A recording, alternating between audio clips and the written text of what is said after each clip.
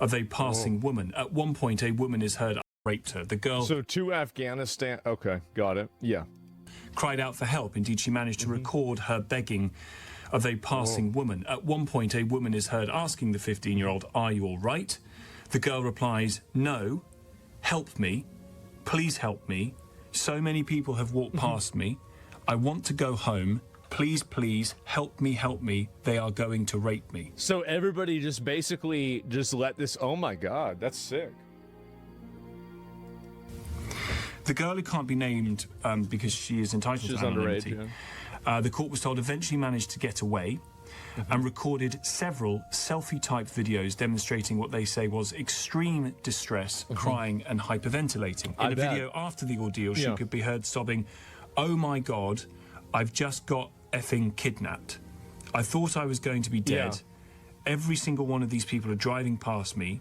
Help me, someone. Please, please help me. Why is no one helping me? Please, someone."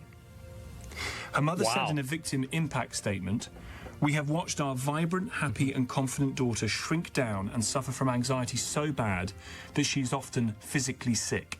I'm glad that people are talking more about this, because the PTSD that one of these interactions creates in a person is like, it's massively damaging. And for some people, the effects of that turn out to be worse than what even happened to them.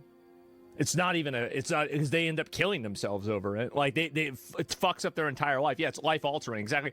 And especially keep in mind, this is, you're 15 years old, right? I mean, this isn't like a 33-year-old woman having this happen. This is a child having this happen.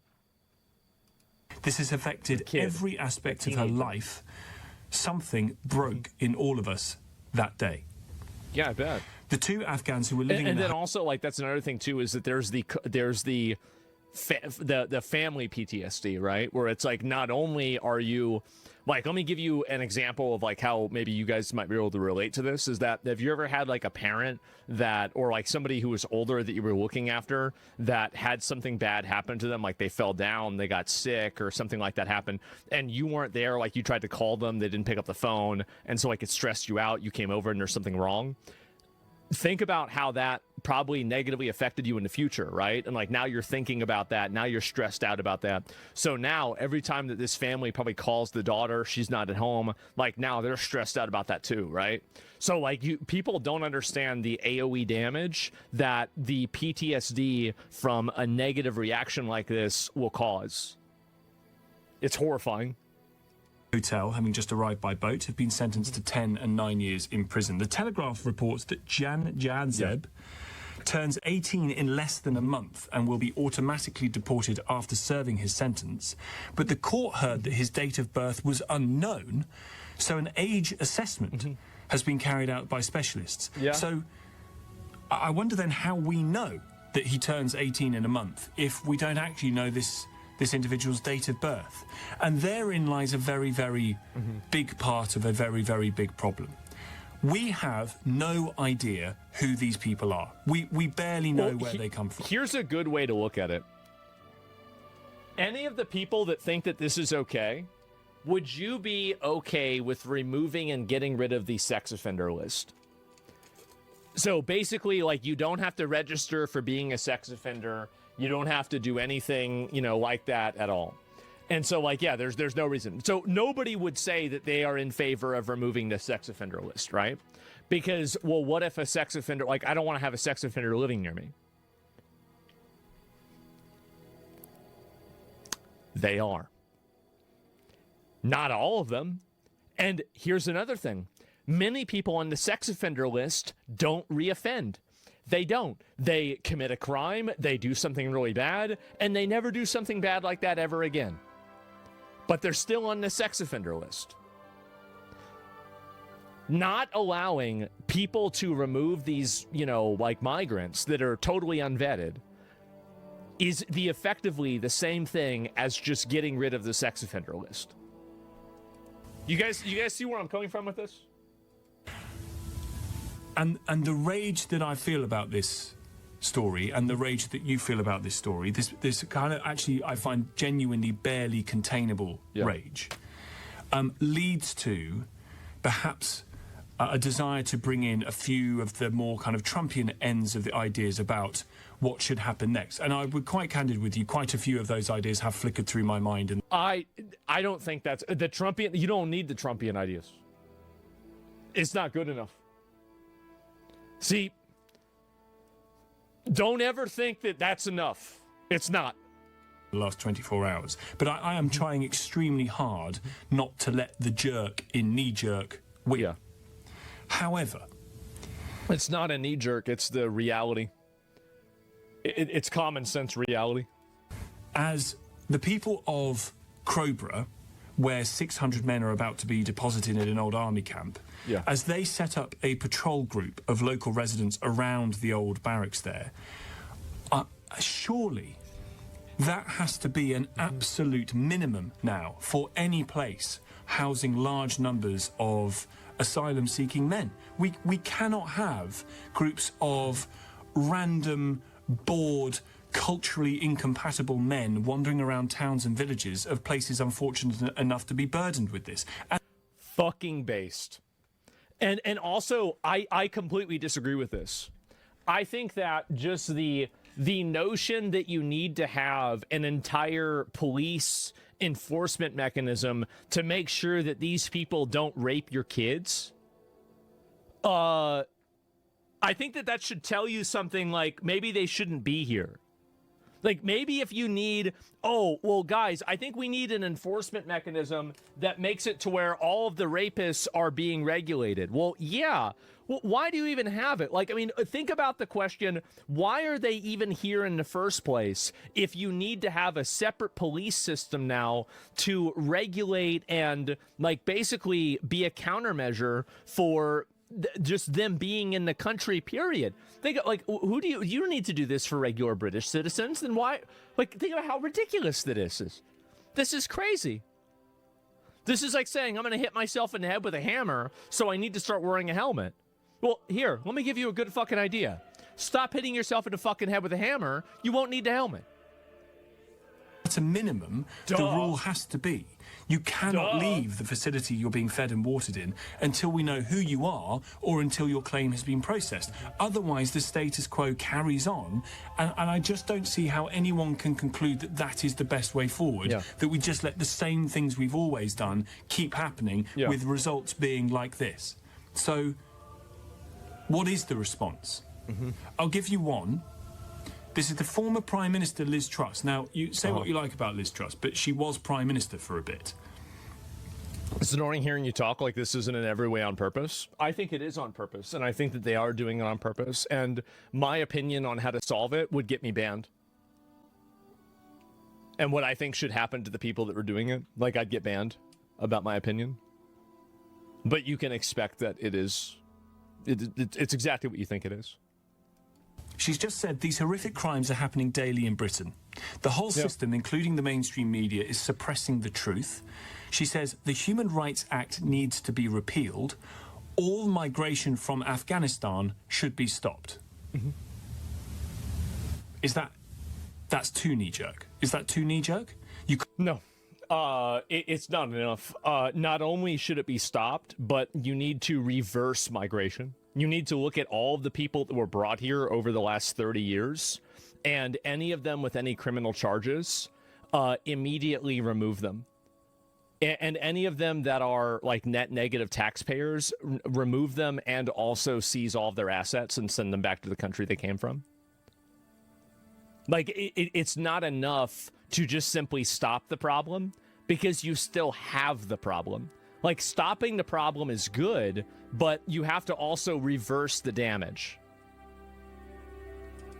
Go back 2 generations, get the whole line. Yeah, I would do like, let's say, oh, I was born here. Yeah, well, I mean, like, I don't care. You've got to go back. Too bad. You're not supposed to be here. Your parents shouldn't have been here. You're not supposed to be here either. Can't and shouldn't judge the whole by the part. Yeah. So we can't judge every person from... Of course, it doesn't matter. Like, this language that you use is just silly. Afghanistan on the basis of actions of, in this case, 2 people. It's not 2 people. So that's too far for me. But I'm, again, candidly, that thought's crossed my mind too. And I can't. I think the reality is that there is a small percentage of people that are immigrants from every single country that will integrate just fine, whether they're from Somalia, Afghanistan, China, Russia, or anything. Like, I'm sure that we have Somali immigrant Americans that have no problems and aren't causing any problems. I don't think we need to send them back, but we need to look at the ones that are doing things wrong, and we need to go after them instead. And the way that you do that is you set up high standards, and then you simply hold people to those standards. That's the way you do it. The reason why I say I'm not sure that's going to work is it does judge the whole by the part, and that sort of isn't fair. The entire idea of it not being fair is a total inversion of the moral responsibility that you have to protect your country. Your idea that it isn't fair, and so because you've come to the conclusion that it's not fair, the result of that is that women in your country get raped. How is that fair to them?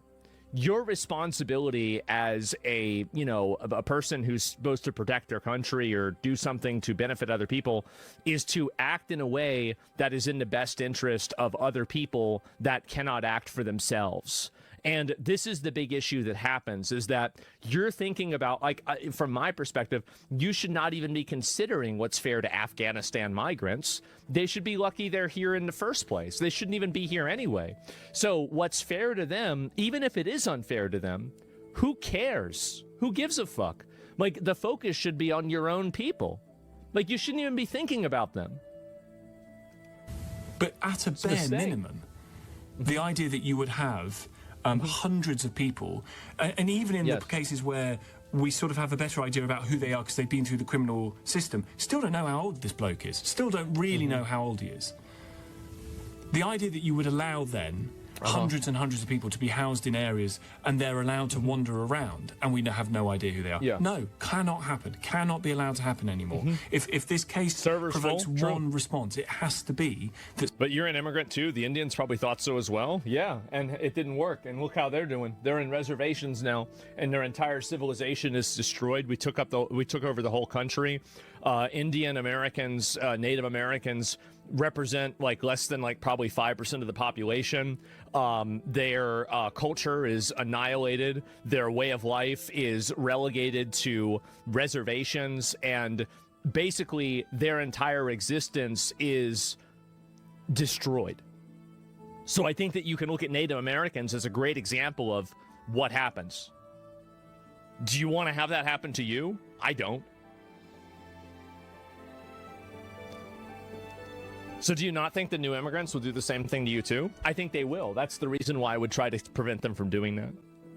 I'm confused by what your argument is. So what's your argument about this? Yeah, let me pull this person up. I'll listen to this. So by the way, and I'm not an immigrant. Like my family came to America like 500 years ago. Like, whenever my family was in the country for 500 years, I'm not an immigrant. Sorry. Let's break this down, okay? We're going to break it down. America didn't use 500 years ago, you retard? I know. That's why my family fought in the Revolutionary War to make it exist. Yeah, that's correct. I'm glad that you recognize the math. That's accurate. You arrived from Europe, you stole the land from the natives? Exactly. We did. What makes the other immigrants worse than you? Nothing. Nothing makes them worse. I hold no moral superiority over them. I simply act in my own best interest and in the best interest of my country.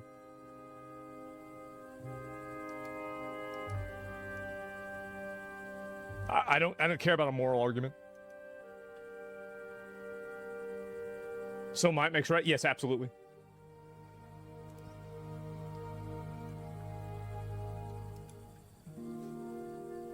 That can be used against you too? Exactly. That's why I want to prevent him from coming here. That's exactly right. I know it can be used against me. That's why I recognize the threat of it, and that's why I want to prevent it from happening.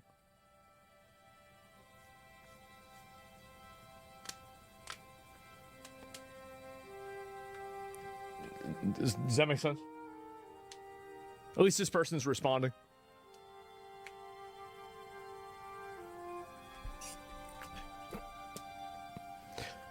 Sure, you're morally superior as new immigrants don't build any new civilization and only create another shithole. That's not my problem, even if they don't. You're making it possible by allowing it? Yeah, I know. That's why I think we should stop allowing it. I agree. And that's why we need to reverse it, because I recognize that threat, and I realize that it's real. And that's the reason why I would want to reverse it. That's my whole point. How many people live on a planet? Someone's going to go after you? Yeah, of course. That's why you have to have a gun and you have to be able to protect yourself. Yeah, definitely. I mean, that's why you have to have, like, you have national security, you have countermeasures, you have the CIA, you have the FBI, you have police department, you have home security, you have guns, you have the Second Amendment. Yeah, obviously. We have all those things because of what you're saying.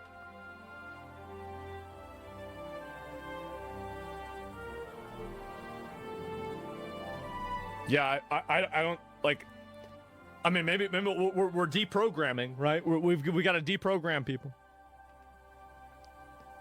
So, why are we in a circle like a squirrel? Better to not hurt people to begin with? Who are we hurting? Like, I'm confused. Who am I hurting?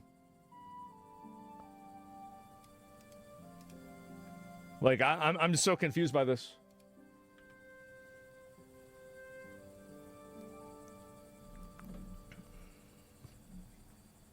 Like, I think you're making a moral argument. USA is stealing resources from other countries. They should protect them better. That oil was promised to us 3,000 years ago.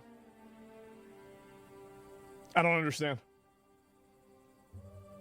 Why do you think... Here, let me ask you a question. Why do you think that those other countries don't come in to the United States and steal our resources? Why do you think they don't do that? I think this is an interesting question. It's not a moral argument, it's a fact. Yeah, I know. Why do they not do that?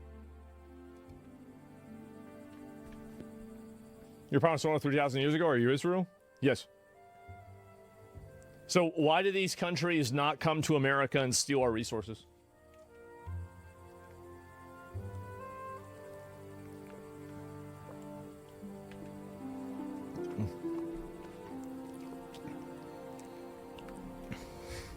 He's a goyim. There's a lot of goyim out there. I've honestly liked calling people goyim so much, I'm beginning to believe that I might be Jewish. It really feels right for me to call people that. It does. I feel so comfortable calling people goys. Like, it feels like I finally, it's like, you know, like if like a superhero movie where they finally teach you, they're like, no, Superboy, you can actually fly. Wait, I can? As when you came to America a couple hundred years ago, your parents? Okay, let me, we're gonna go back. The land you live in is stolen from the natives, you can't deny it. I don't deny it, I embrace it, and I respect it. Yes, that's correct, we stole it. And we killed them all. That's right. Yep. Now what? Okay, so I'm confused. What are we talking about? Like, yeah, obviously. Conquered, not stolen? What do you call it? So, this is right? Morals deducted? I don't care what's right or not. It doesn't matter whether it's right or not. Like, what are you thinking about? Like, what's right or what's not right? I don't give a fuck about that. Let me go back, because you didn't answer my original question. And the reason why is because it reveals that America is not unique in this mentality. Why is it that other countries don't come into America and steal our resources in the same way that we did to Middle Eastern and South American and African countries?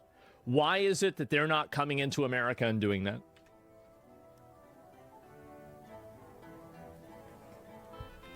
Why, though? Because it is. That's why. There's a few reasons. What are the reasons?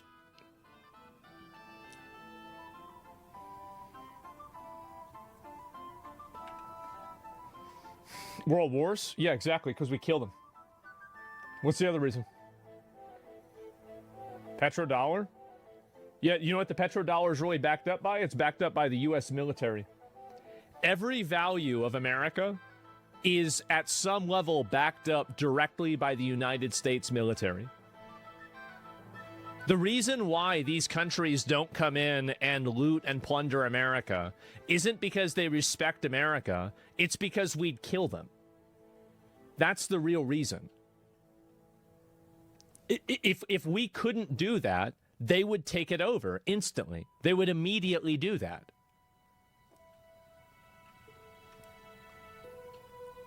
It's backed by Saudi oil and other oils from other countries with the U.S. steals? Of course. And it's in their best interest for us to do that because we help them and they make money off of us. That's right. We have a partnership with them. That's correct. And I think that they're getting their money's worth out of that partnership because we're cleaning the board out of one of their biggest competitors, which is Iran. Iran is a major destabilizer there, and we're blowing them the fuck up. It's because they're our boys. So we're helping them out. The only reasonable person in U.S. politics was Dwight Eisenhower warned the world about U.S. military complex. You know what Dwight Eisenhower did before he did that? He won World War II. He beat the Nazis. That's the reason. Dwight Eisenhower said, like, you know what? You want to say I can't go to Area 51? All right, I'm going to show up tomorrow with the military, the whole army, and we're going to figure out what's in there.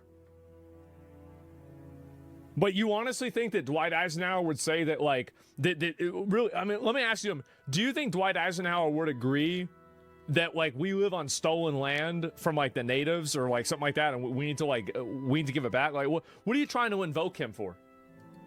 I mean, he doesn't agree with what you're saying. USSR beat the Nazis, mate? Well, we helped.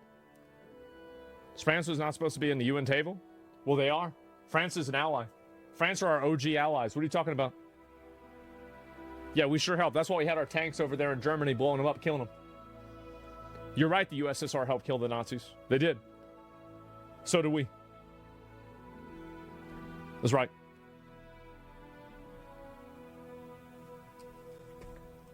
Eisenhower was after World War II, bud. Hoover dropped the bomb.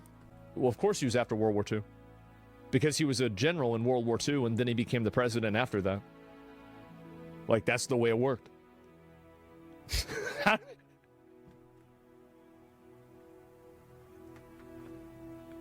How y'all know? Like, damn, bro. Like, really? Really, guys? Like, god damn. So anyway, German generals saw their capitulation documents that are very suppressed. They were very suppressed that the French were there. Well, look, we're getting off topic, right? Like, you're talking about World War II or something else. What my point is that Dwight D. Eisenhower would totally agree with what my perspective on this is. He totally would. And how do I know that? Because very clearly, he won World War II. Like, you have to be able to take drastic military action to solve this problem. It's not like he was letting in 1 million Somalians into America whenever he was president, right? My dad campaigned for Dwight Eisenhower at 5 years old. They had a like little thing. They said, I like Ike, okay? So, like, I know about this. I understand this probably better than you would imagine. So, but you're talking about this, like, as much as you want. But here's really what it comes down to. And I'm going to explain this really quickly. No, we should not be acting in the best interest of people that are not our citizens. Right? When I agree with your point, he's a true patriot of the United States. How many Somalians did Dwight Eisenhower let into the United States? How many?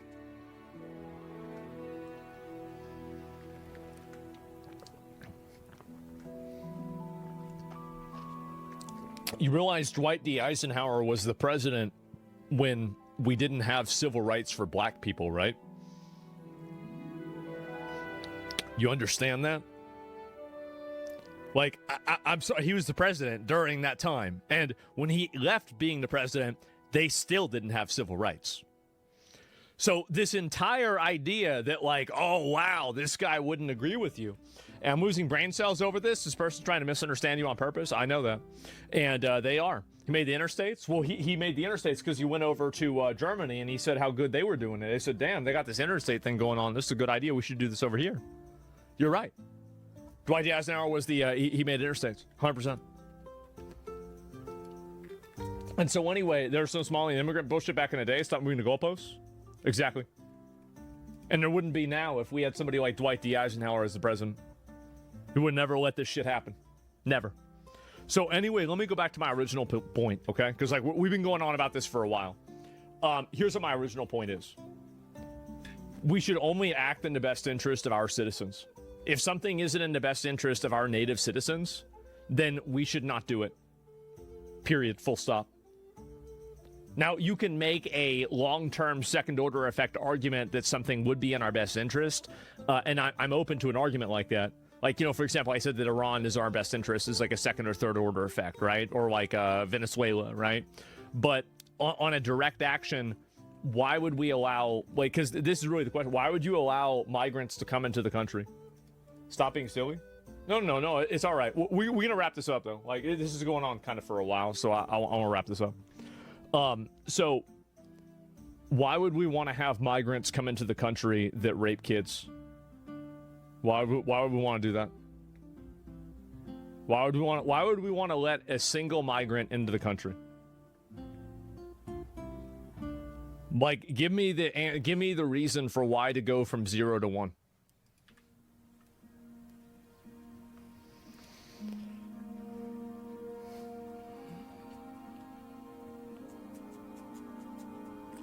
Because she's hot? Okay. All right. Maybe like 2 or 3 then. Okay, well, besides that.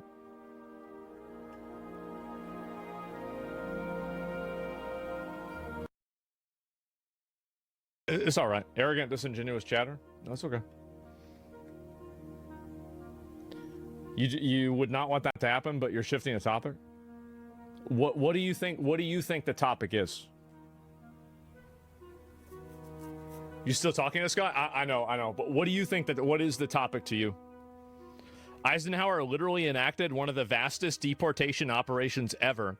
You can't even name it because it's a slur. I forgot about this.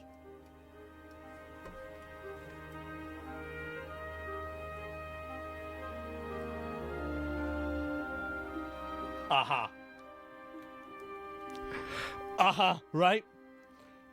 And so, like, that's what it is. That's what it says. I don't know what you want me to say. Millions of Mexicans had legally entered the country through joint immigration programs. Was primarily a response from pressure from a broad coalition to remove them. Gave rise to the arrests and deportations. There it is. I forgot even all about that. You said the U.S. can steal from other people's stuff. I said others can steal stuff from you. It's simply a truth you have to accept. Otherwise, you're a hypocrite. Yes? Of course. Of course people can try and steal things from me. They do.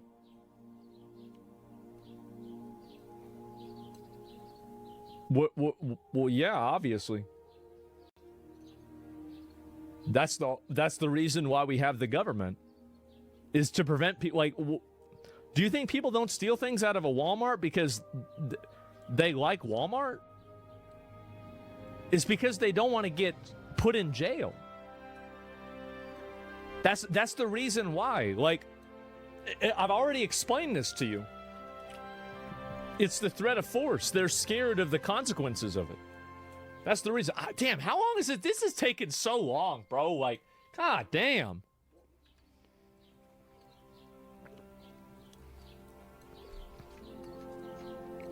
You're in a maze of circular logic. I'll let him respond one more time. One more time, and we move on. So basically, bashing head against the wall, same methods will be used against you. I know they will. And that's the reason why you have to suppress and oppress the people that might do that to you in an absolute state so they can never do that to you. That's exactly correct. That's my exact point. So you have to shut them down and make it to where you are in such an advantageous position that they don't even think about doing that, or they face complete and absolute obliteration. That's the exact reason why we spend $1 trillion on the military. Is so if somebody ever thinks about that, we can blow them all up.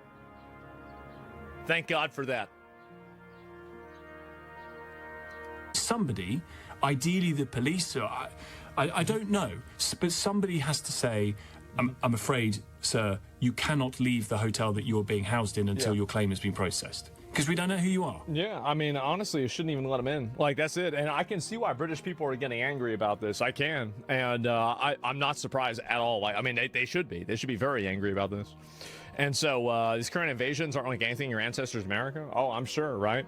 And propagandists that believe authoritarian will come from Christian nationalists, when in reality it's left-wing pro-Islamic socialists. In a lot of cases, yeah.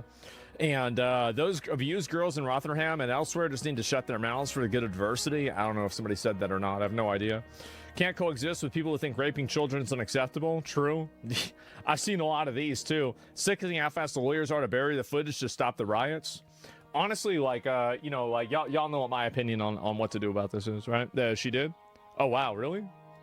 Damn. And, like, y'all just let that happen? That's crazy. I guess, like, I mean, I don't know how Britain and, like, the UK is so cucked. Like, it's crazy how cucked they are. Like, people, like, honestly, like, you should be, the moment somebody says something like that, like, you should just deport them.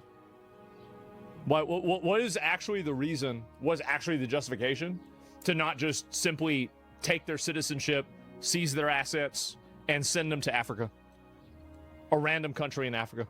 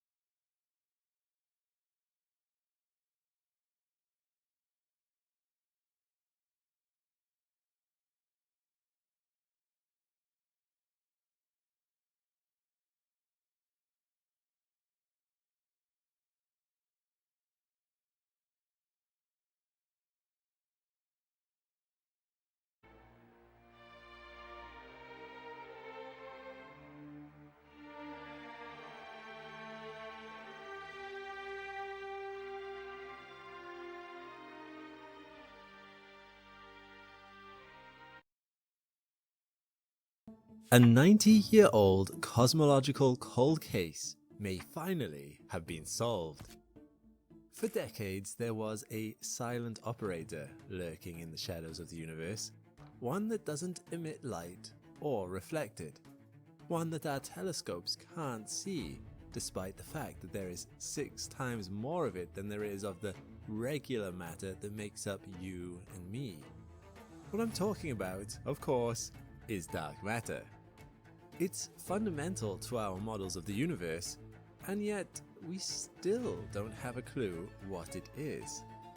Physicists across the globe are using state-of-the-art particle accelerators, underground laboratories and telescopes in an attempt to detect direct evidence of this elusive matter, with 0 success.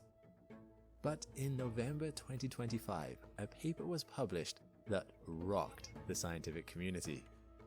Whilst trawling old data from the Fermi telescope, a researcher may have finally captured a glimpse, a telltale signature coming from inside the Milky Way. But how can we be sure it's dark matter producing this signal? And will this mystery finally help us explain what dark matter is after all this time? I'm Alex McColgan, and you're watching Astro. Join me today as we probe this juicy new lead and answer the question that I know you're all thinking: did we just see dark matter?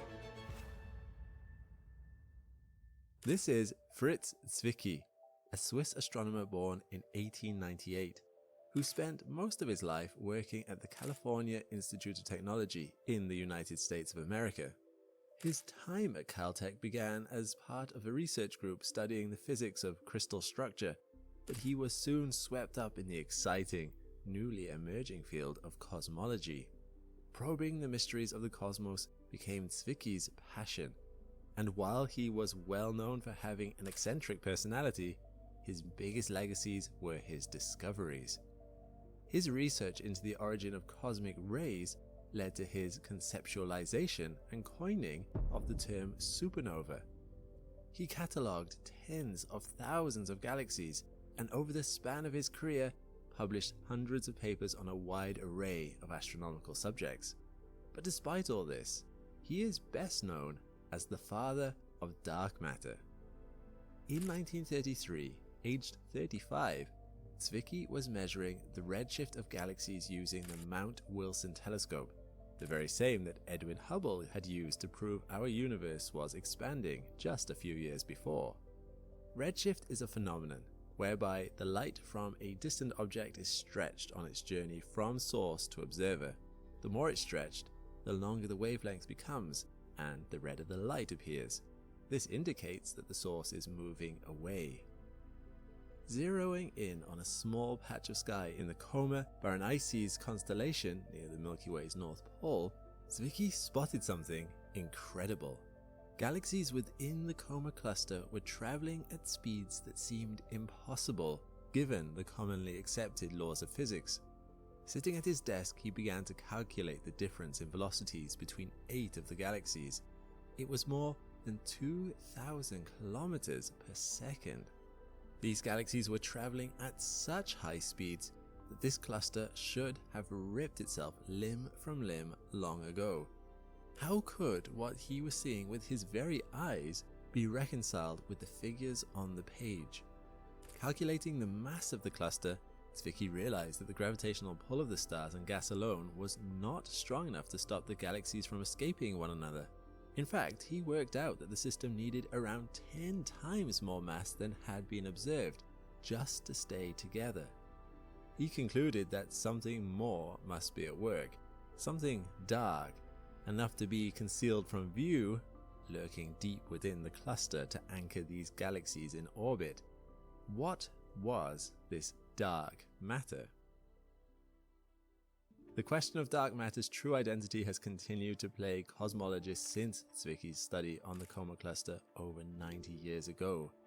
Dark matter was so called because of its very nature. This is a substance that doesn't interact with light. This is a problem because light is the primary tool we use to probe our universe and understand how it works, from the micro to the macro.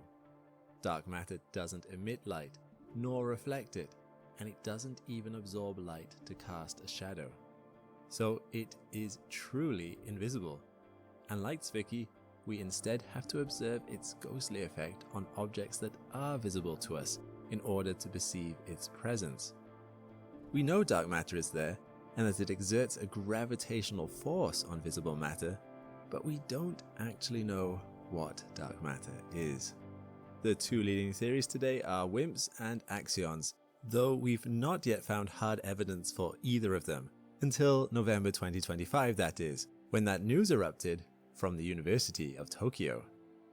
Astrophysicist Dr. Tomonori Totani had found a signal never identified before, emanating from the Milky Way, and it appeared to have the properties of being produced by WIMPs. Was this the first observational evidence of dark matter? To answer this question, we need to understand the nature of a WIMP. No, we don't think they are particularly shy or cowardly creatures, but they have been highly successful in evading our detection so far. This is a class of particles predicted to exist within an extension of the standard model of particle physics known as supersymmetry. WIMPs, being weakly interacting, neither absorb nor emit light, and they very rarely interact with other particles other than through gravitational attraction, which ticks many of the boxes we're looking for when it comes to searching for dark matter. These properties also make them very challenging to observe. However, there is a way in which we should be able to detect the presence of WIMPs, and this is through a process called annihilation. In the standard model, all particles have an antiparticle pair. For example, the proton has its antimatter counterpart, an antiproton. Both the proton and antiproton have the same mass, but possess an equal and opposing electric charge. Another example is the negatively charged electron, whose pair is the positively charged positron. You might not realize it, but antimatter is everywhere. It's even emitted by your regular banana. When a particle meets its antiparticle, they cancel each other out and annihilate, releasing a signature burst of radiation, often in the form of photons and gamma rays. The energy profile of those gamma rays can be measured, and is related to the mass of the original particles. We believe the mass of a WIMP to be between 10 and thousands of times that of a proton. Yes, that's quite the range, and the resulting gamma rays would have a corresponding energy signature. If another eccentric physicist by the name of Albert Einstein is coming to mind for you right now, you'd be correct to make this connection. Einstein's famous equation E equals mc squared revealed that mass and energy are interchangeable, and the annihilation of a pair of particles is the most beautiful and fundamental example of this formula in action. Anyway, back to dark matter. Gamma rays are incredibly helpful clues for astronomers. Like fingerprints left at a crime scene, they indicate where activity has occurred in a region of the galaxy, and where it may be pertinent to take a closer look.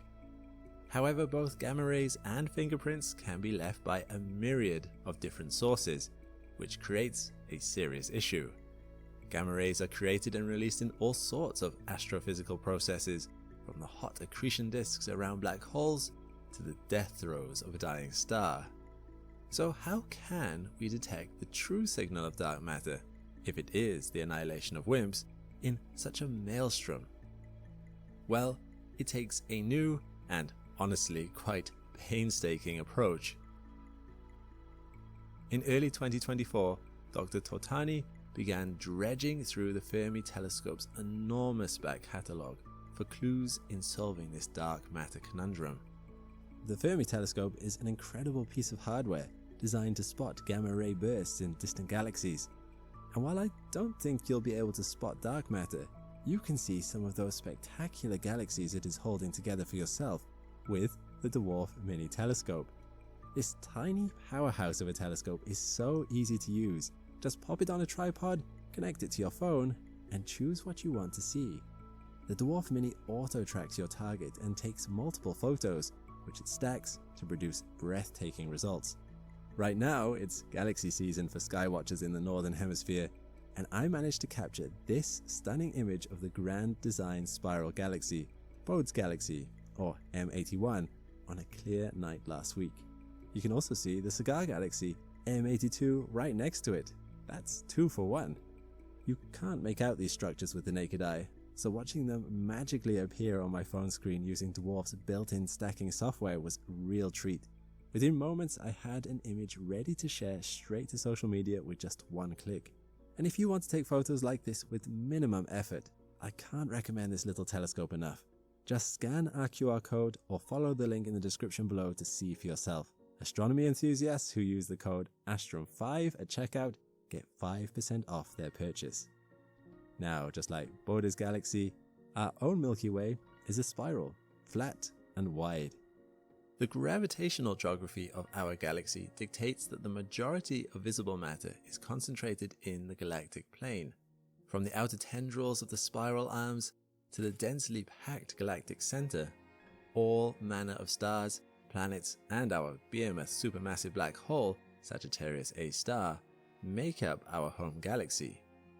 Naturally, this means that the majority of sources of high energy radiation, that is, gamma rays, are located in the plane too.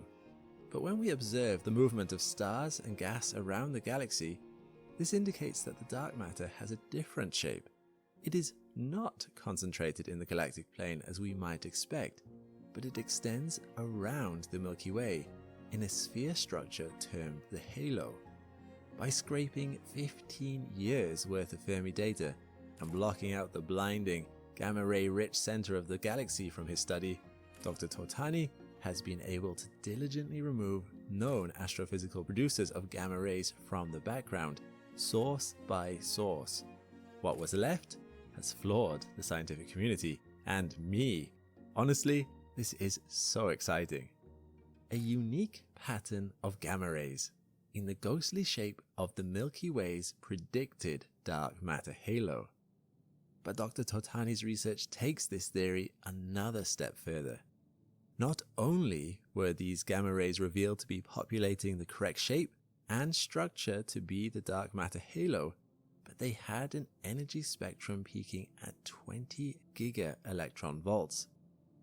This is in the suitable range to be caused by WIMP annihilation. If this gamma ray signal is from WIMPs, it cannot be underestimated. This observation will have changed the face of physics forever. But before we can be absolutely sure, there are still a few puzzling parts of this case to solve. Firstly, we're still getting to grips with exactly how much mass WIMPs do have, and therefore the energy signature expected to be produced during annihilation. After all, they are still only theoretical particles. And while teams at particle accelerators around the world continue to have success in constraining their properties, we're so far limited in working with the rather wide range I mentioned earlier. There are also concerns over the population density of WIMPs required to produce an annihilation signal as strong as the one measured in Dr. Totani's study. WIMPs are relics created from particles present at the Big Bang, and by studying the early universe through evidence like the cosmic microwave background, we have a good sense of the numbers of each particle we expect to be populating the universe today. The signal seems like a much denser collection of WIMPs than we would expect to be possible from this evidence and particle physics models thus far. But this field of research is one that can't afford to ignore new leads. And right now, WIMP annihilation, and therefore dark matter, is a strong contender for what this gamma ray signal might be. Some even argue the strongest. But given we've never seen a WIMP, many are erring on the side of caution. Professor Carlos Frenk, a lifetime researcher of dark matter and one of the originators of the leading cold dark matter theory, including WIMPs, has likened finding the source of dark matter in significance to humanity as Charles Darwin's theory of evolution. It's not something you claim to have found unless you really are sure. So, scientists are excitedly working to help better determine the factors that could be at play in Totani's signal, so that they can untangle the snags and gain a more definitive answer. One thing is for sure though, the more we discover at the Rubicon of this fantastical microworld of quantum and particle physics and the vast expanse of cosmology and general relativity, the closer we get to solving the biggest mystery of our universe in unifying the two. So, is this enough to lay this cold case to rest? Unfortunately, not yet. While this is brilliant new evidence, and a well-needed re-injection of energy in what has been a relatively stale search for dark matter of late, there is still more work to do before we can close the case file on WIMPs. If WIMPs really are at work here, we would expect to see similar gamma-ray signals in our dwarf galaxy neighbors and beyond. So, what can we do next? The latest investigator on the scene is the new Vera Rubin Observatory in Chile. Vera Rubin was a prolific researcher in the field of dark matter. In the 1970s, she discovered the effect of dark matter on the velocities of individual star populations in over 60 galaxies, and it was Vera's work on categorizing these effects that brought serious consideration to the theory for the first time. This was a pivotal moment in convincing the scientific community that dark matter was real and a valuable thing to study. The observatory of her namesake came online in June 2025, and datasets from the first schedule of observing are expected for release in 2026. Through taking hundreds of images of the southern hemisphere sky each night, amounting to 20 terabytes of data, or the equivalent of 78 standard iPhone 17s, the Rubin Observatory hopes to uncover objects never before seen in our night sky. At the end of the first 10-year survey, this raw image data is expected to sum up to more than 60 petabytes, or 60 million gigabytes, in a monster effort to reveal the secrets of our universe. Dark matter makes up more than 80% of all the matter we know, and it is fundamental to the very fabric of our existence. Its gravitational influence enabled the formation of the first baby stars and galaxies at the cosmic dawn. It sculpted our cosmos to look the way it does today, and dark matter will continue to influence the fate of our future too. This new study, presenting the first indications of the presence of WIMPs in our galaxy, is the most exciting development in the observational search for dark matter for decades. I can't wait to see the fresh research that stems from it. In Switzerland and South Dakota, from Chile to low Earth orbit, brilliant human minds are on the case to find the true nature of dark matter, elusive WIMPs or not. So stay tuned, because we might just be on the cusp of a dark revolution, and isn't it a thrill to watch it unfold? There's a reason these educational mini documentaries are free for everyone. It's not just the ads or sponsors, but it's thanks to our hundreds of Patreon members who make it possible for everyone to get the best possible content. They are the foundation that keeps Astrum steady and focused on quality over clicks. Every video you watch exists because there's a community behind it that values learning and curiosity.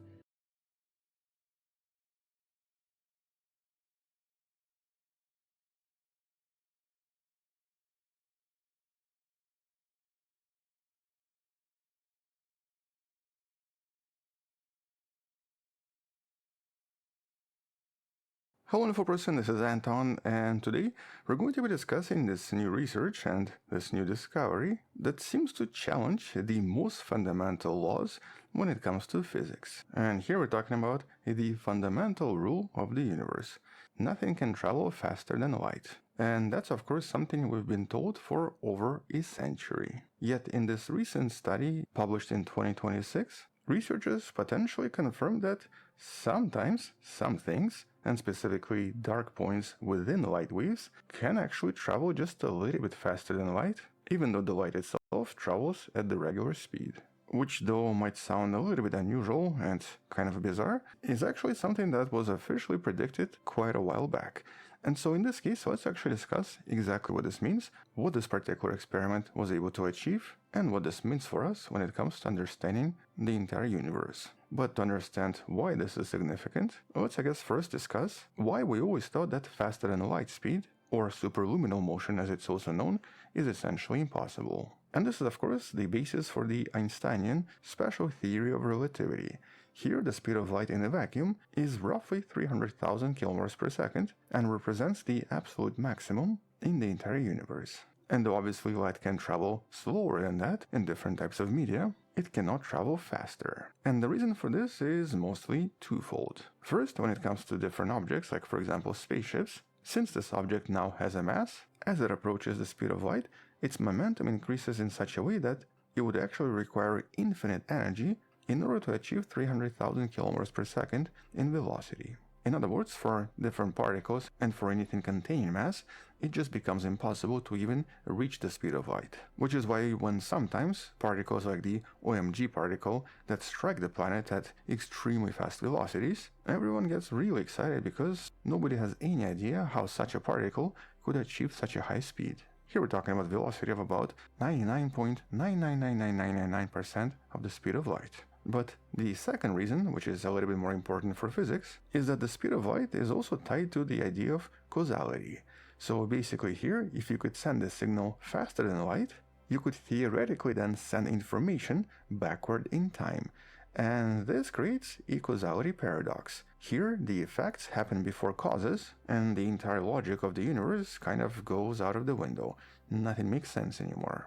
And so because of this, the overall scientific consensus as of today is that basically nothing, no matter, no energy, and of course no information, can ever cross that particular line when it comes to the speed of light. And well, here we're talking about this exact value.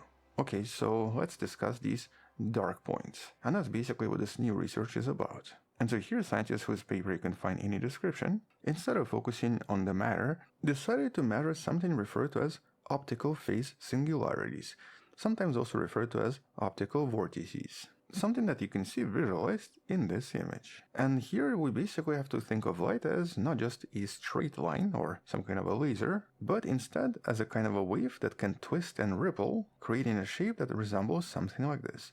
And at the very center of this twist, the light waves cancel each other out completely and create a point of zero intensity.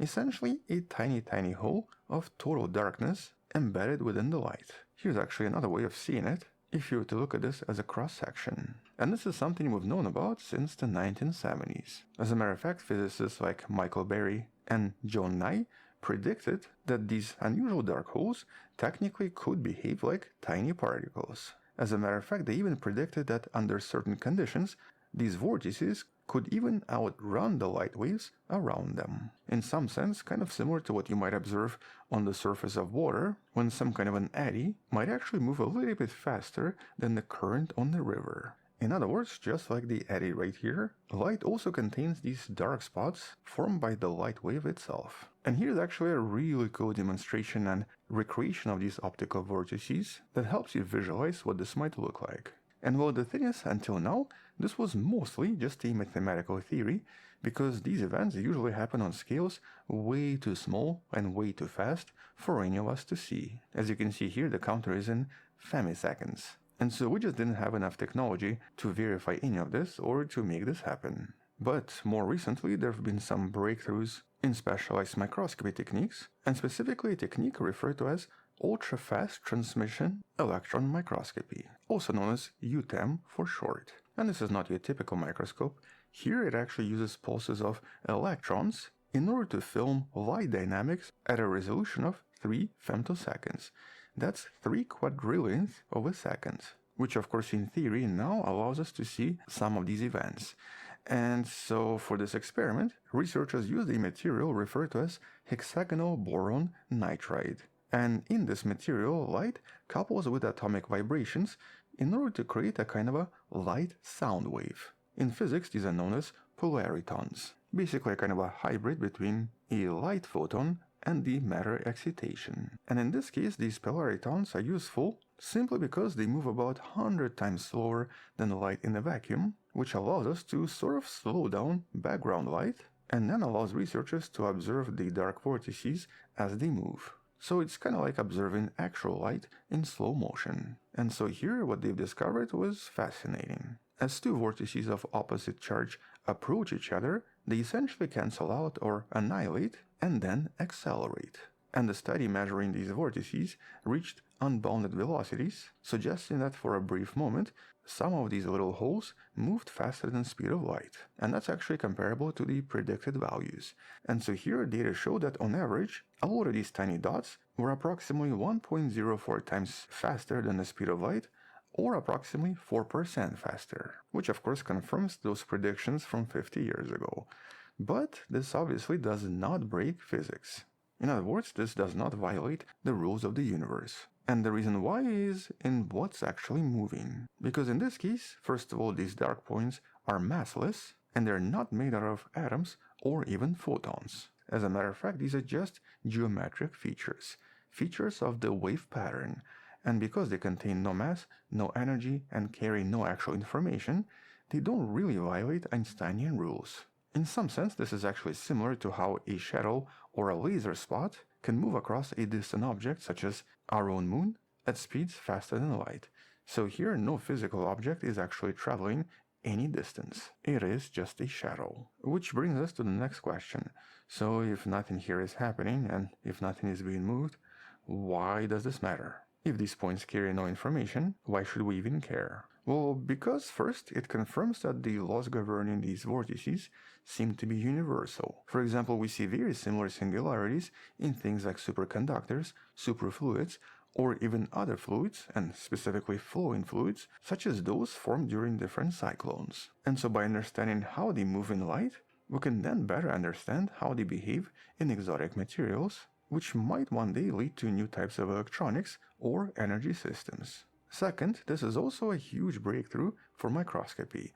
The ability to map nanoscale phenomena and at femtosecond speeds presents scientists with a very powerful technological tool to see how nature behaves at some of the most elusive moments, something we could never see before. And so here this technique can now help us study a lot of processes in biology, chemistry, and even atomic interaction, helping us solve a lot of mysteries from different fields. In other words, here it's the microscopy technique that's one of the major breakthroughs. But I guess even more importantly, when it comes to these optical vortices, technically there are some potential physical applications. For example, because some of these beams do carry momentum, we can use these holes to trap stuff inside. In other words, they can be used to trap and rotate microscopic particles without any physical contact. And so by creating and controlling these tiny holes, we can technically use them in a lot of different microscopic devices. Likewise, for astronomy, a device referred to as optical vortex coronagrapher has already been proposed in order to block intense light from different stars and in order for astronomers to see very, very dim objects next to stars. In other words, for direct observation of different exoplanets, even when the star is very bright. And so here optical vortices can actually be used to block a lot of the starlight. Likewise, we can technically use this in a new type of optical communication, and in this case by sending multiple data streams, and by using these topological charges, theoretically it can actually increase bandwidth infinitely, allowing us to transmit so much more information in the same amount of space as before. And so at least theoretically, some of these bizarre structures and these very strange light holes can one day become useful in a lot of different fields, which is also one of the conclusions from many of these studies. This is potentially a new field in optics, where many of these vortices can now be used because of their stable particle-like nature and because technically they can carry data if we design them the right way. But the team behind this study is planning to now do this in 3 dimensions. In other words, even though this demonstration has now been just in 2D, now they want to discover if there's even more complex behavior if you try to visualize this in 3 dimensions and not just a flat surface. And while this doesn't mean that we're going to be building faster than light spaceships or even communicate at faster than light anytime soon, it's still exciting to know that even inside the light itself, there is this darkness that seems to travel faster than individual photons, outrunning them in the process, which is once again what you're technically seeing right here. And so here we have this reminder that universe, even with its very strict rules, sometimes contains these loopholes that once in a while we tend to discover. But at least for now, that's all I wanted to mention. We'll definitely discuss this more if there's some additional discoveries, but until then, thank you for watching, subscribe, come back tomorrow to learn something else, support this channel.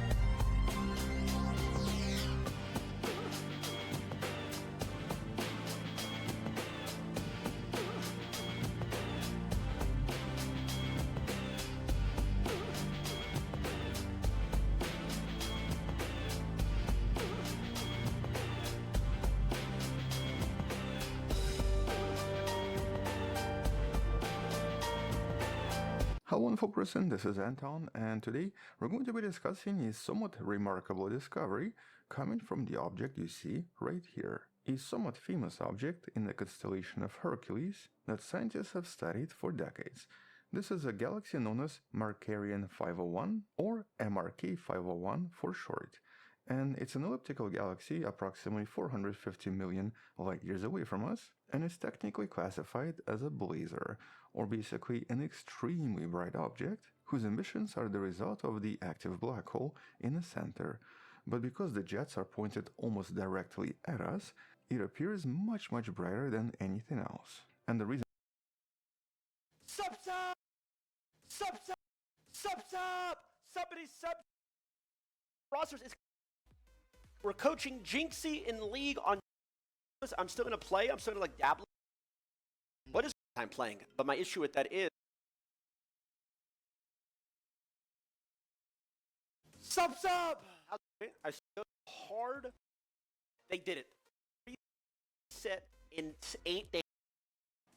I see what will probably go down as the news, boys. Big news. Sub. How's it doing? Big news today. Big news, boys. Big news, obviously. I log on Twitter, right? I scroll my feed, and boom, I see it. I see what will probably go down as the tweet. The announcement. If you trust Riot Games is doing a hard reset in 8 days. Everybody Masters Plus will be reset to 0 LP Masters, both visually and MMR behind the scenes wise. Oh my god. League is saved. They did it. Round of applause for Riot. They did it. Not gonna lie, bro. I was sweating. I was like, uh-oh. Is this my life now? Oh shit. I can't handle this, bro. I had like retirement? Question mark? They've done it. Few interesting things that I wonder what they're gonna do to keep it from happening again. Like is Aegis of Valor still in it? I feel like that was an issue. I feel like what are LP games? I don't know. I haven't actually read this thing. I just saw a tweet. Everyone situated the top of the ring ladders to the reset in January, as well as watching conversations the tiers have been having. Yep. Apex tier. That's me, by the way.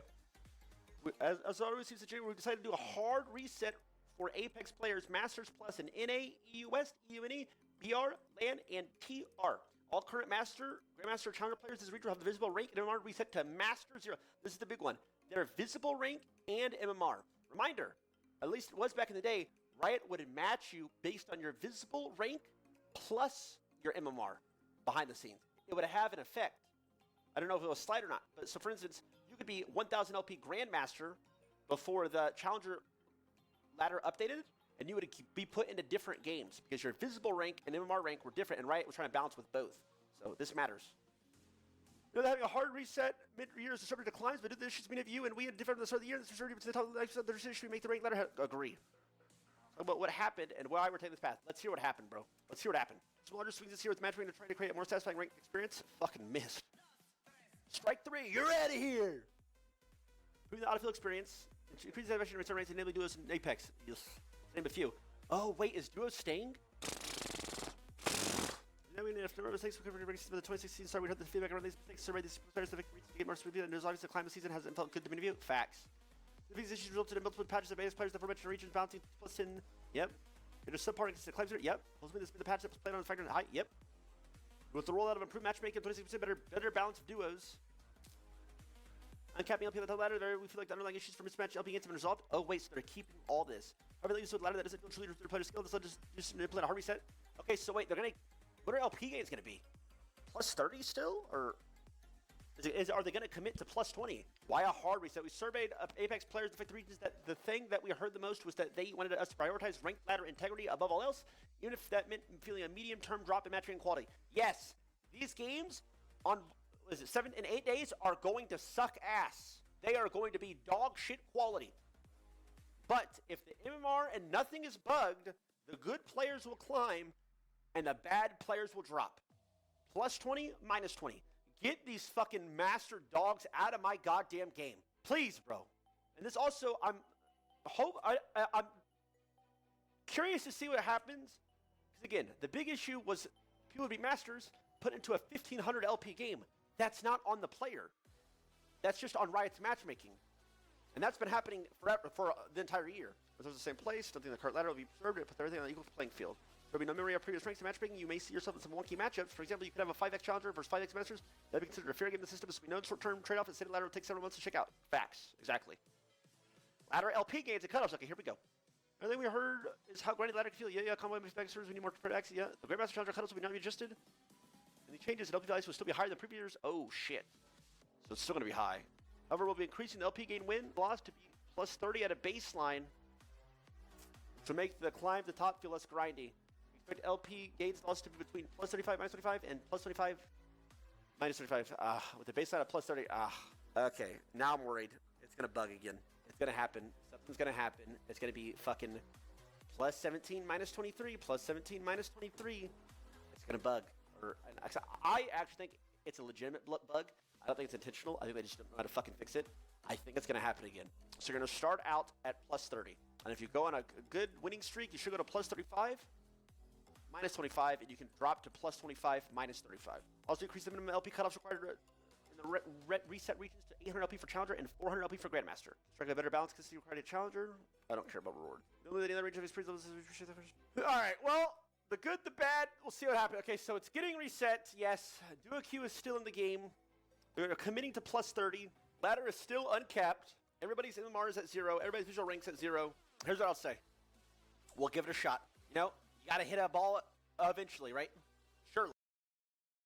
This self-proclaimed TikTok alpha male influencer just got a reality check from the judge because Wes Watson was already out on bond, but he was just arrested again on multiple felony charges tied to a domestic violence case. And after that, he ignored a direct warning from the court. And I guess a judge has now revoked his bond entirely, meaning he's not getting out anytime soon. The dude is locked up yet again. A well-known fitness influencer was caught by cops. He was arrested for allegedly beating up his girlfriend and was so vicious, say police, she had bruises all over her body. I mean, his whole brand is essentially being the guy who used to be locked up, but he got his life together with pure discipline.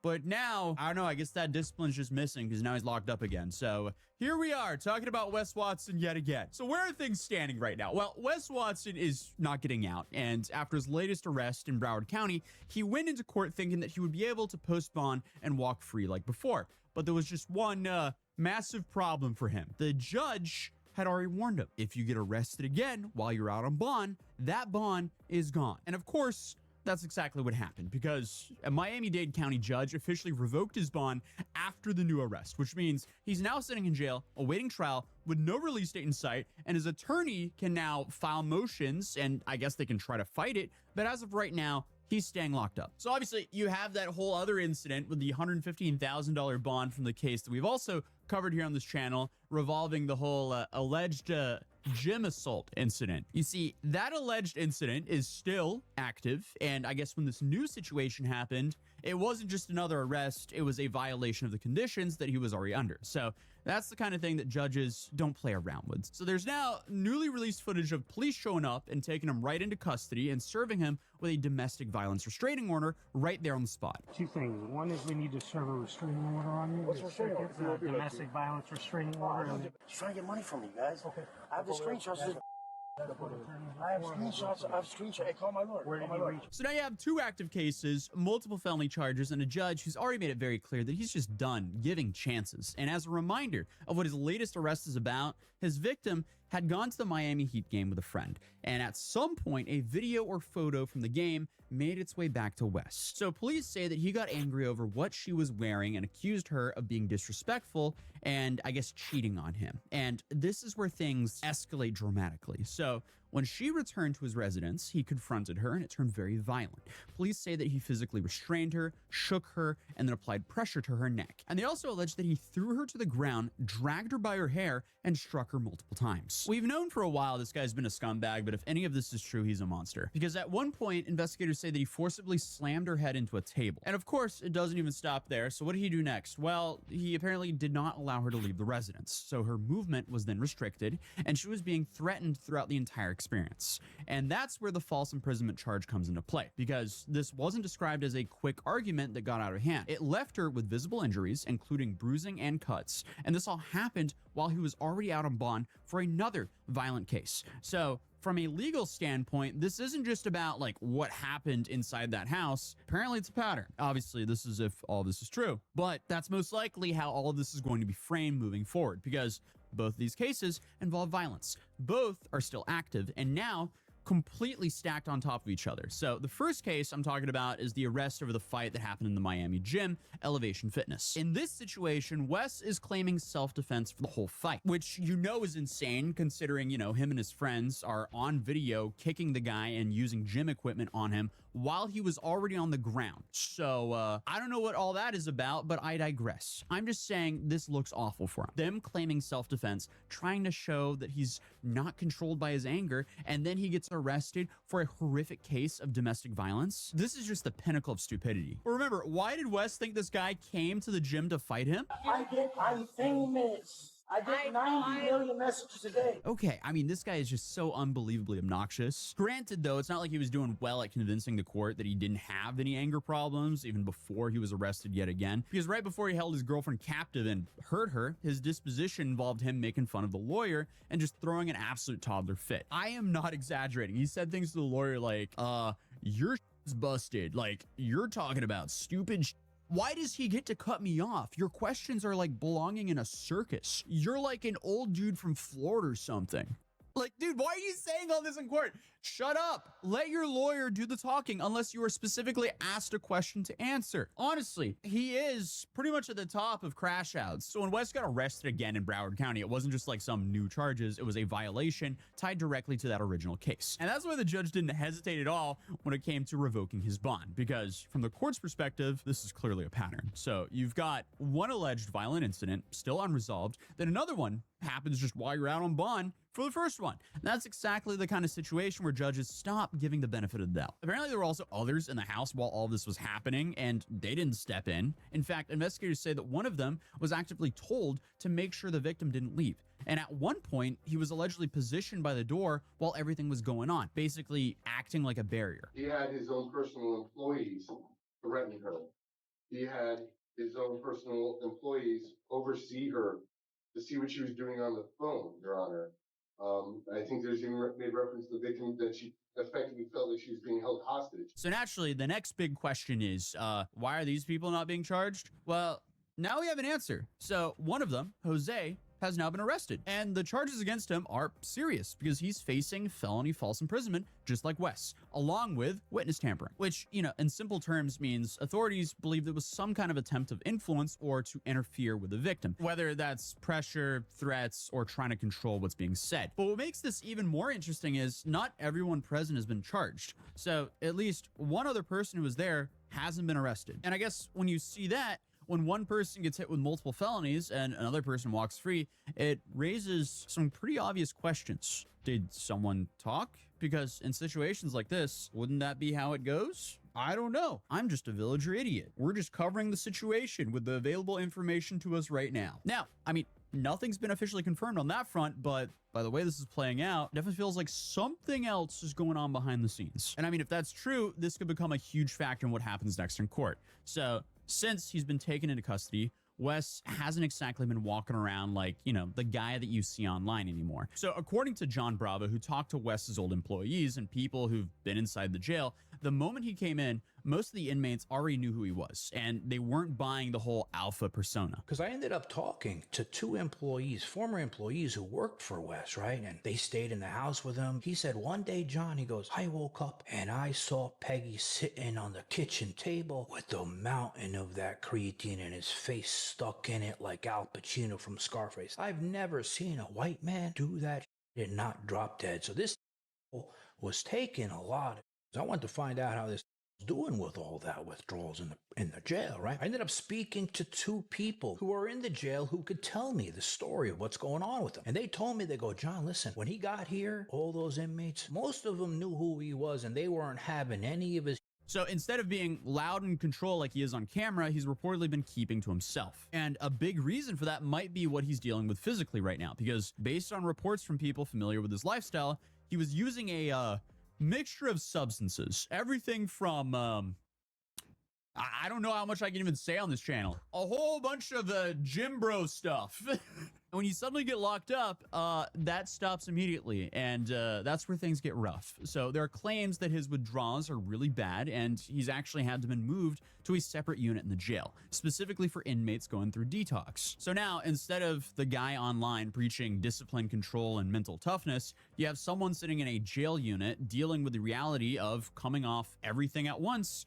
and I guess the reality of his own actions. And the reason this is being mentioned and why it's so ironic is because if you go back and listen to his content, he talks consistently about having control of your impulses, mastering your habits, being unshakable no matter what. But now all of that is being tested in the one place where I guess you can't fake it. So he's now facing multiple felony charges across 2 separate cases, and there are going to be hearings, motions, and eventually a trial, unless something gets resolved before that. But honestly, with everything stacked on top of each other like this, it's going to be serious. And we're talking about charges that can carry real prison time if he's convicted. And on top of that, you've got this added layer of violating bond conditions, which judges tend to take very seriously when it comes to sentencing and decisions moving forward. So now, instead of being online telling people how to live their lives, he's sitting in a cell waiting to find out what happens to his own. And I guess at this point, the only thing left to see is how all this plays out in court. And I'll keep you guys updated. So hey, if you're new here, my name is Arling, or A to Z, or Atozy on the internet. And we talk about the laughably stupid stuff that unfolds on the internet and or shocking stuff. So feel free to subscribe, drop a like if you enjoyed this video, and I'll see you guys in tomorrow's video. Peace.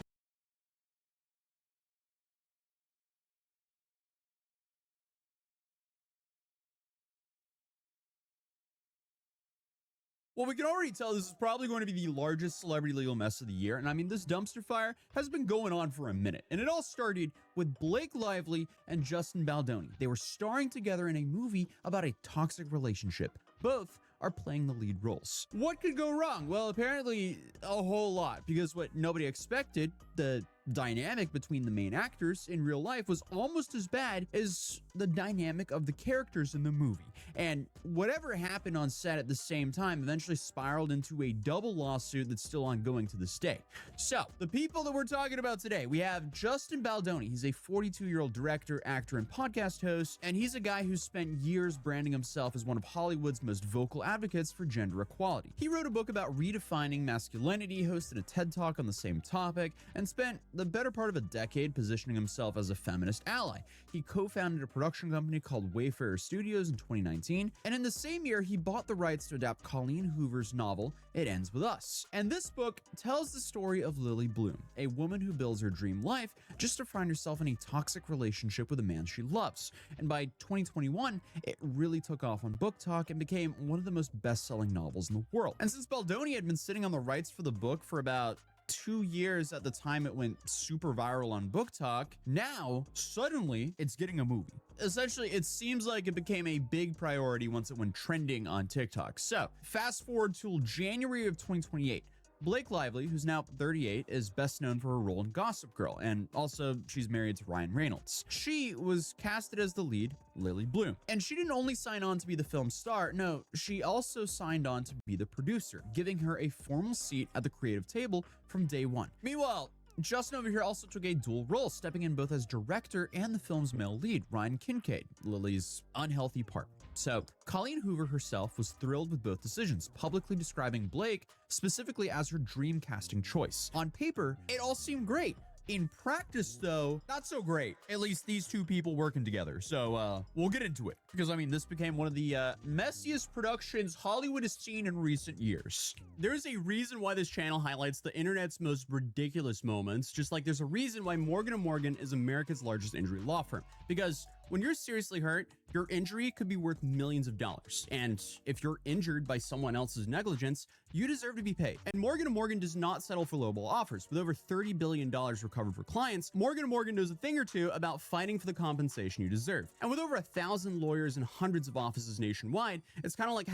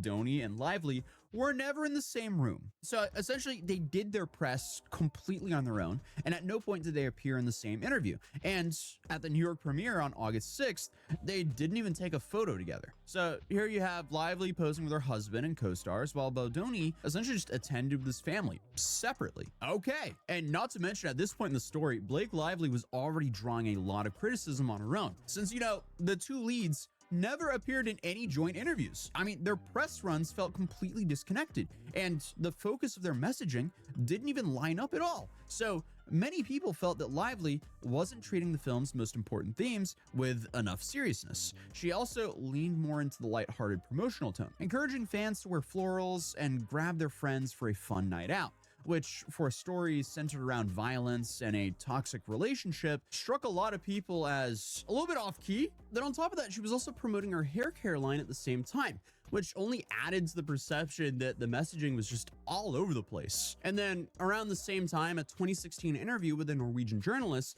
resurfaced and went viral, where Lively came across as quite dismissive and rude, which added even more fuel to the growing negativity surrounding her online, with people starting to go, wait, this is actually starting to feel like a pattern here. First of all, congrats on your little bump. Did the interviewer only ask one question in the first minute and 30? Because all she said was congratulations on your little bump, hinting towards, you know, like congratulations on your upcoming baby? Like, first of all, congrats on your little bump. Congrats on your little bump. What about my bump? And then they start asking the interviewer questions. Did you guys love wearing those kind of clothes that you... Okay, so that was the first question at 30 seconds. Everyone wants to talk about the clothes, but I wonder if they would ask the men about the clothes. There's so much warmth of everything, you know? Yeah, it's not just She tried to ask a question, but was talked over there. Get the conversation, but it's like... Yeah. Okay, yeah, she only asked one question the first like minute and 30 seconds. I mean, this interview isn't a good look for them. They look a little bit too full of themselves, to put it lightly. Regardless, moving on. People, I guess, saw this and they were like, uh-oh, there's a pattern here. Now, Baldoni, on the other hand, he was doing solo press where he spoke thoughtfully about the movie's themes, which only made the contrast stand out even more. And at the time, it mostly just felt like there might have been some behind-the-scenes tension during filming. But I guess nothing major, which was, you know, the most plausible reason they never worked together. And I guess because of the interviews, the optics seemed to favor him over her. That perception would flip real quick by December though, because apparently there was a lot going on behind the scenes, and depending on who you ask, you get very different stories. So to put it lightly, it was very chaotic. But according to Lively's account, which is laid out later on in her legal filings, the set was not a comfortable place to be on from early on. And she described a pattern of behavior from Baldoni and one of his producing partners that she considered inappropriate, alleging that he improvised physical contact during filming that hadn't been discussed or agreed upon in advance, the crew members entered her trailer unannounced while she was getting changed or breastfeeding, and that inappropriate/explicit conversations were happening in her presence without her consent. She also claimed that she formally raised these concerns, which led to an all-hands meeting in January 2024, attended by both parties, their lawyers, and her husband. And after the end of the writers and actors strikes, there was a list of conditions returning to the set was presented and agreed upon. Now, Baldoni's version is considerably different. Not only is his legal team claiming that he was indeed pushed out of the premiere activities and directed to a different theater entirely, but also that the concerns Lively described were either minor miscommunications that were addressed at the time or completely made up. But on the question of the January 2024 meeting, his camp claimed that Lively's list of demands was largely exaggerated and that Ryan Reynolds behaved aggressively towards Baldoni at the same gathering. And then you had the creative side of things. So Lively, as a producer, had significant involvement in the film's direction, something Baldoni himself acknowledged publicly at the time, calling her contributions essential. But reports later surfaced that during post-production, she worked with her own editor to put together an alternate version of the movie, which was apparently separate from the version Baldoni had been developing. And the editor that she brought in had previously worked on her husband's movie, Deadpool and Wolverine, which was also released around the same time. And at the end, the film studio decided to go with Lively's cut. Oh, and apparently Ryan Reynolds also contributed dialogue to at least one scene, which surprised even the film's original screenwriter when it came out. So I mean, this is just such an interesting situation because you have, remember, Justin Baldoni's company who bought the rights to do this movie. He is the director and the lead male role. Then he brings on Blake Lively as a producer, but also the lead female role. They need each other for this movie to work. And Justin Baldoni's company is either going to lose a whole bunch of money or a whole bunch of investor money if this movie is not released. And now suddenly you have two different cuts of the movie. Okay.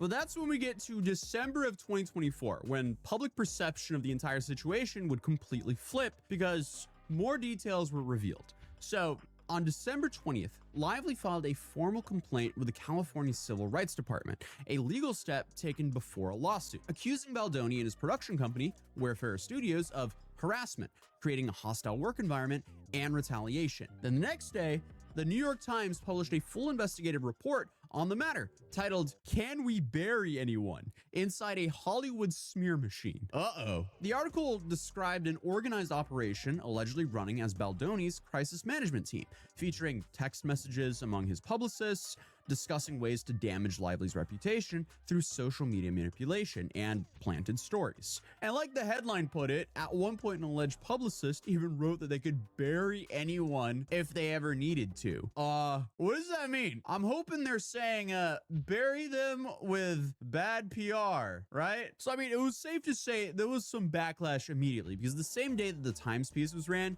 WME, which was Baldoni's talent agency, decided to drop him. Then on top of that, a nonprofit that just honored him days before retracted that reward. Then to make things even worse, his podcast co-host publicly resigned from the show. And not only that, but Sony Pictures, the studio behind his film, also issued a statement standing with Lively. And even Colleen Hoover herself, the book's author, posted in Blake Lively's support. So clearly, this was a massive dumpster fire now. So Baldoni's legal team, led by attorney Brian Friedman, denied everything, calling Lively's allegations false, outrageous, and a desperate attempt to fix her own reputation after the negative press that she'd received during the film's promotional tour. But on December 31st, she filed a federal lawsuit in New York against Baldoni and his associates. And at the same time, he filed a $250 million lawsuit against the New York Times for defamation, claiming the paper had published a misleading account using selective edited messages. But now, if December was the turning point,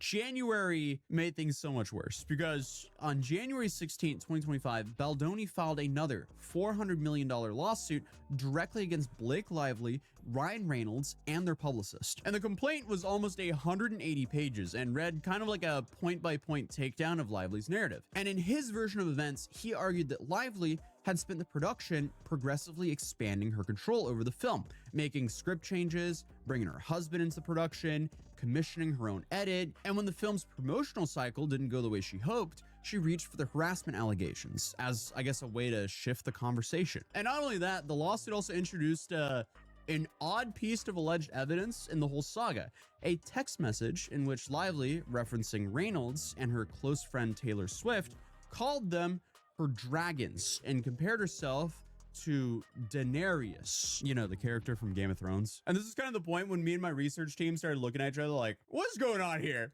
This is not a normal story that we cover here on this channel, but it was just so, number one, big, but also bizarre that I felt like I had to cover it. But we're still, in a way, kind of just getting started. Because how did a production of a single film spiral into something this bizarre? Like, this is turning into a complete circus. But the implication his team drew from this was essentially that Lively regularly used her relationships with powerful people to apply pressure, and that Baldoni had been on the receiving end of that pressure throughout the production. Lively's team then responded by calling this as another chapter in what they described as a pattern of retaliation against women who speak out. So essentially, we're sitting in a massive he said, she said. So by the end of January, a federal judge has consolidated the cases, set a trial date for early 2026, and I guess warned both legal teams multiple times to stop talking about this to the press. But it didn't really make any difference, and both sides just kept doing exactly what they've been doing all the way up until this point. So, I mean, by May of 2025, the case had already pulled in Ryan Reynolds, a former crisis PR team, a Texas-based social media contractor, a former publicist who sued Baldoni herself, and Lively's personal publicist. And now, in the same month,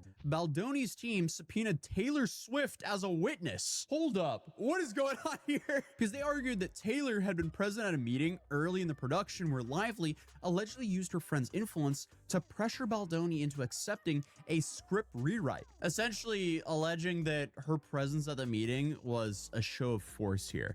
And then you have Taylor's spokesperson responding almost immediately with a statement saying that the singer had never been on the set and wasn't involved in any of the production decisions and hadn't even seen the finished film until weeks after it was released. And then on top of that, the only connection to It Ends With Us was licensing one song. The same thing 19 other artists had done, calling the whole thing a move to get the media to write about it disguised as a legal strategy. So then, less than a month later, and to make matters even worse for Justin, on June 9th, 2025, a judge dismissed both of Baldoni's lawsuits, the $400 million case against Blake Lively and the $250 million case against the New York Times.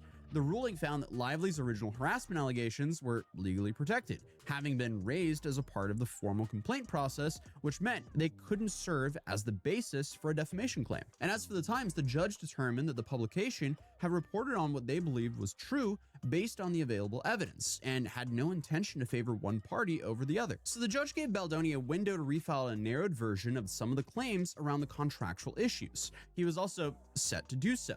But then he missed the deadline and didn't file anything. So by October 31st, Lively was the only party to respond when the judge reached out, leaving her claims moving forward, with her request for legal fees still on the table. Now, throughout late 2025 and into 2026, things mostly turned into a slow drip of unsealed documents. Depositions and text messages just kept the story alive, even without major courtroom developments. Then you had testimony from Jenny Slate, who was Lively's co-star on the film, became public, in which she described feeling repulsed and deeply irritated by Baldoni's behavior on set. And the text messages between them were basically about frustration during filming, with Jenny describing the environment as disturbing and Lively pointing to specific incidents she felt were inappropriate, including one which Baldoni remarked on her body that she said had nothing to do with her character or the scene they were filming. But the documents also included text messages between Lively and Taylor Swift, which gave both sides something to work with. So Baldoni's camp highlighted messages in which Lively referred to him as a doofus and asked Taylor to endorse a script rewrite, to which she said she would do anything for her. Lively's camp, meanwhile, pointed to December 2024, from days before the lawsuit became public, where Taylor described the situation as a horror film that nobody knew was happening, framing, I guess, this as a friend recognizing how serious things were for Lively. Then also, what was unsealed were internal documents and emails from Baldoni's PR team laying out the strategy around managing Lively's public image, including executing plans without leaving any fingerprints, which is, interesting wording. And then concerns about Taylor Swift's fan base as a genuine threat to the campaign, noting that their monthly fee had been raised specifically to account for the risk of Swifties mobilizing against them. And again, these expressions are kind of insane. Bury someone, don't leave fingerprints. What is going on here? I get that they probably never expected any of these messages to become public, but the fact that his own PR messages ended up being one of the things damaging Baldoni's image the most is ironic, to put it lightly. But in January of 2026, Baldoni's legal team filed a motion for summary judgment, essentially asking the court to throw out Lively's remaining lawsuit before it could reach a jury. Here they argued that the allegations amounted to nothing more than just basic workplace grievances that didn't rise to the level of harassment under the law. But the judge responded by noting during the arguments that a series of small things can collectively add up to something significant. And now we finally reach February 2026, when both parties sat down for the court-ordered mediation in Manhattan, their first time at the same location since the whole thing blew up. And here they spent roughly 6 hours in separate rooms, with a magistrate judge going back and forth between them, attempting to, broker a deal. Now, obviously, since we're still talking about it, it didn't work. So neither Lively nor Baldoni addressed the reporters as they left the courthouse. But when asked whether the case would settle, Baldoni's attorney said he was looking forward to trial. And that brings us to April of 2026, the month that we're currently in, because things are still happening. So the mediation failed. Both sides said they were ready for trial, and that's where things were, except the quote, ready for trial and getting along well enough to actually prepare for it turns out to be two very different things. Because as the May 18th date got closer, the pretrial process itself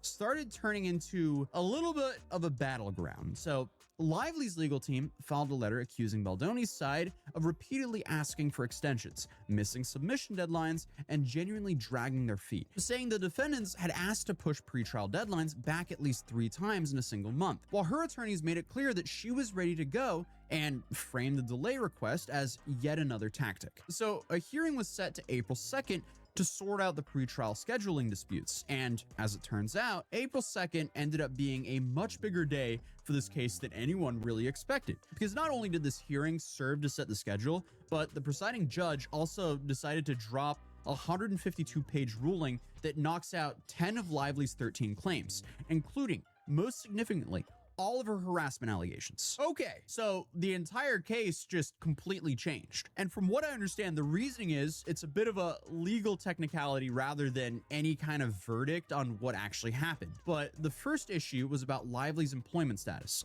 In order to bring harassment claims under federal law, you have to be classified as an employee. But the judge ruled that Lively, given the level of creative and contractual control that she had over the film, was actually an independent contractor, which means those federal protections didn't apply to her. Because she negotiated a 12-hour cap on filming days, she also had a 90% say in the music choices, oversaw which takes made it into the final cut, and brought her own editors, and had equity in the film. So essentially, the judge said, yeah, that's not what an employee looks like. And the second issue was, I guess, geographic. Her California harassment claims couldn't move forward because the film was shot in New Jersey, not California. And then on top of that, there was a matter of specific contract called the Actor Loan-Out Agreement, or the ALA, which would have been a legal foundation for many of her claims. But Lively never actually signed it. So the two sides have been going back and forth over its terms for months during production, and because no final version was actually executed, the judge